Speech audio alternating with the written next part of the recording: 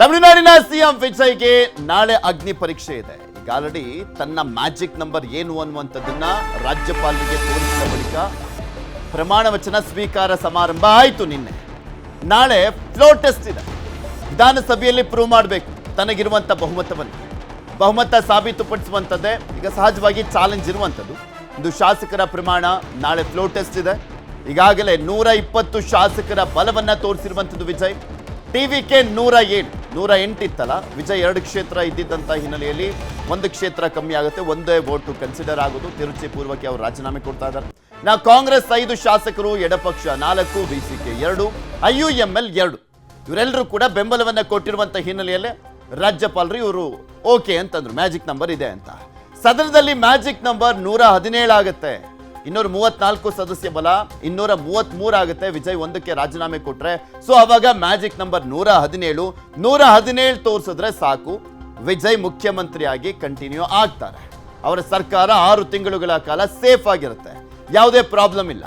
VCK ಮತ್ತು IUML ಶಾಸಕರ ಮೇಲೆನೆ ಅನುಮಾನ ಸಹಜವಾಗಿ ಕಾಡ್ತಾ ಇರುವಂಥದ್ದು. ಬಟ್ ನಾಳೆ ಆ ರೀತಿಯಾಗಿ ಎಡವಟ್ಟನ್ನ ಮಾಡೋದಿಲ್ಲ ಅನ್ಕೊಂತೀವಿ. ಯಾಕೆಂದ್ರೆ ರಾಜ್ಯದ ಜನ ನೋಡ್ತಾ ಇರ್ತಾರೆ, ಮೊದಲೇ ಅನುಕಂಪ ಇದೆ ವಿಜಯ್ ಮೇಲೆ. ಇವ್ರೇನಾದ್ರೂ ಮಾಡಿ ಹೆಚ್ಚು ಕಮ್ಮಿ ಮಾಡಿದ್ರೆ ಜನ ಯಾವ ರೀತಿಯಾಗಿ ರೊಚ್ಚಿಗೆ ಹೇಳ್ತಾರೋ ಏನೋ ಗೊತ್ತಿಲ್ಲ. ಇನ್ನು ಮತ್ತೊಂದು ರೀತಿಯಾಗಿ ಅಲ್ಲಿ ಬೆಳವಣಿಗೆಯಲ್ಲಿ ಆಗ್ತಾ ಇರುವಂಥದ್ದು, ಒಂದ್ ಕಡೆ ಬಹುಮತ ಸಾಬೀತುಪಡಿಸುವಂತ ಸವಾಲಾದ್ರೆ ಇನ್ನೊಂದ್ ಕಡೆ ಸ್ಪೀಕರ್ ಆಯ್ಕೆ. ಇಂದಿನಿಂದ 3 ದಿನ ತಮಿಳುನಾಡು ವಿಧಾನಸಭೆ ಅಧಿವೇಶನ ಇದೆ, ತುರ್ತು ಅಧಿವೇಶನ ಇದು. ಬಹುಮತ ಸಾಬೀತಿನ ಬಳಿಕ ಸ್ಪೀಕರ್ ಸ್ಥಾನಕ್ಕೆ ಎಲೆಕ್ಷನ್ ನಡೆಯುತ್ತೆ. ಸಿಎಂ ವಿಜಯ್ಗೆ ಕಾದಿದ್ಯಾ ಬದ್ಧ ವೈರಿಗಳಿಂದ ಶಾಕ್ ಅನ್ನುವಂಥ ಪ್ರಶ್ನೆ ಎದ್ದಿದೆ. ಡಿಎಂಕೆ ಕಡೆಯಿಂದ ಸ್ಪೀಕರ್ ಸ್ಥಾನಕ್ಕೆ ಸ್ಪರ್ಧಿಸಲಿಕ್ಕೆ ಪ್ಲಾನ್ ಅನ್ನ ಮಾಡಲಾಗ್ತಾ ಇದೆ. ಡಿಎಂಕೆ ಅಭ್ಯರ್ಥಿ ಸ್ಪರ್ಧೆ ಮಾಡಿದ್ರೆ ಮಿತ್ರ ಪಕ್ಷಗಳ ನಡೆ ಏನು ಅನ್ನುವಂಥ ಪ್ರಶ್ನೆ. ಈಗ ಆಲ್ರೆಡಿ ಡಿಎಂಕೆ ಇಂದ ದೂರ ಬಂದಿದ್ದಾರೆ ಅವರು, ಟಿವಿಕೆಗೆ ಬೆಂಬಲ ಕೊಟ್ಟಿದ್ದಾರೆ. ಸ್ಪೀಕರ್ ವಿಚಾರದಲ್ಲೂ ಕೂಡ ಅದೇ ನಡೆ ಇರುತ್ತೆ ಅನ್ನುವಂಥದ್ದೇ ಎಲ್ಲ ಟೈಮಲ್ಲೂ ಕೂಡ ಲೆಕ್ಕಾಚಾರ.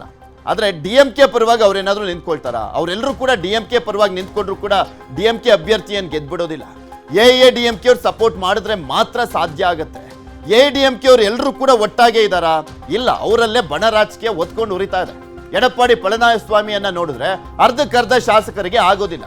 ಅವ್ರು ಸಪೋರ್ಟ್ ಮಾಡ್ತಾರ? ಅವ್ರು ಏನಾದರೂ ಫುಲ್ ಸಪೋರ್ಟ್ ಮಾಡಿ. ಹಾಗೆ CPMನವರು ಮತ್ತು ಒಂದ್ ಕಡೆ ವಿಸಿಕೆ ಅವರು, IUMLನವರು ಮತ್ತೇನಾದ್ರೂ ಸ್ಪೀಕರ್ ಸ್ಥಾನದಲ್ಲಿ ಅವ್ರಿಗೆ ಸಪೋರ್ಟ್ ಮಾಡಿದ್ರೆ, ಡಿಎಂಕೆ ಅವರಿಗೆ ಸಪೋರ್ಟ್ ಮಾಡಿದ್ರೆ ಮಾತ್ರ ಅವ್ರ ಅಭ್ಯರ್ಥಿ ಗೆಲ್ಲೋದು. ಇಲ್ಲ ಅಂದ್ರೆ ಅದು ಕೂಡ ಗೋತಾನೆ.